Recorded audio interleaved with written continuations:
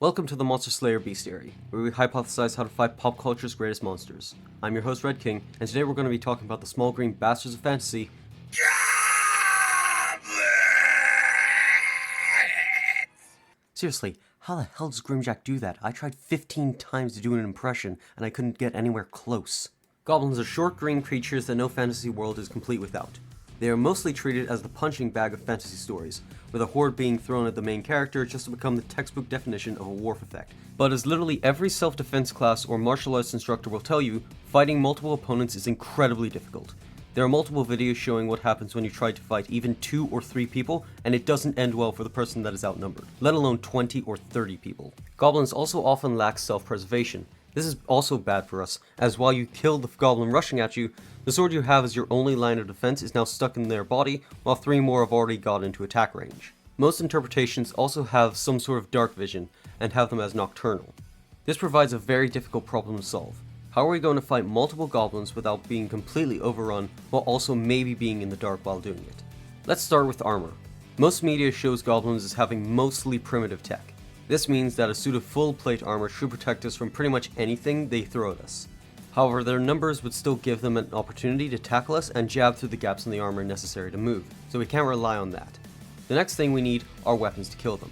Most times, goblins are shown to have durability on par or slightly below that of a human, so we don't have to worry about damage the weapon can do. Instead, we should worry about what weapon can harm the most of them in a single go. Most weapons like swords wouldn't work, as even a montante, which was made for crowd control, wouldn't work when the enemy you're fighting against is willing to sacrifice themselves just to make sure you die. Chain weapons would have the reach, but not the killing potential. Most bows and crossbows wouldn't work, as they don't have the crowd potential and are only effective at range. So that takes out most fantasy era weapons out of the running. So let's go a bit more modern.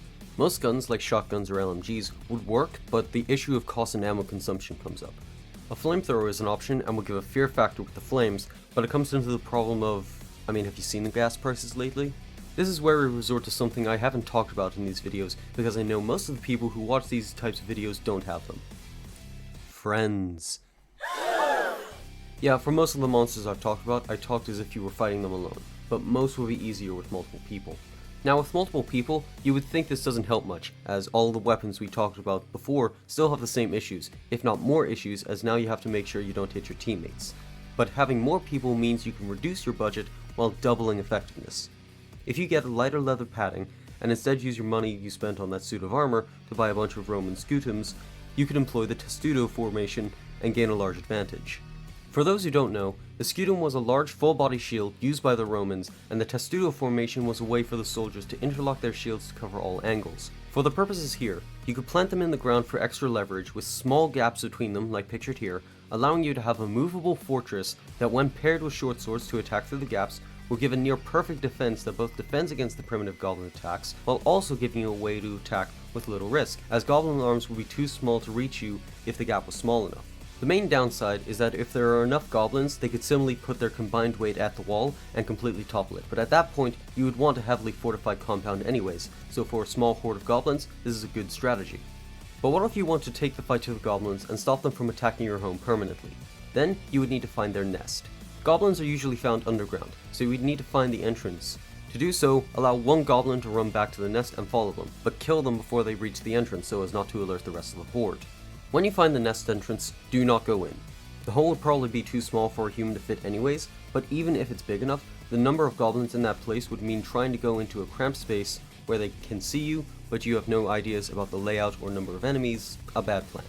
Instead, using some sort of gas like mustard gas, which I will not be saying the method of creation for fear of someone committing war crimes, would be better. It would be best to do this during the day, as at that time they would be asleep as they are nocturnal. You should be able to pick off any stragglers with whatever implement you want, and you'll never need to deal with goblins in that area. Moral of this video is, make friends, because when the minions of whatever hell is real come knocking, fighting alone is suicide. Anyways, that was how to beat a goblin. If you have any ideas as to what mythological creature I should theorize about next, then comment it down below, and don't forget to like and subscribe. Until next time, this is Red King, signing off.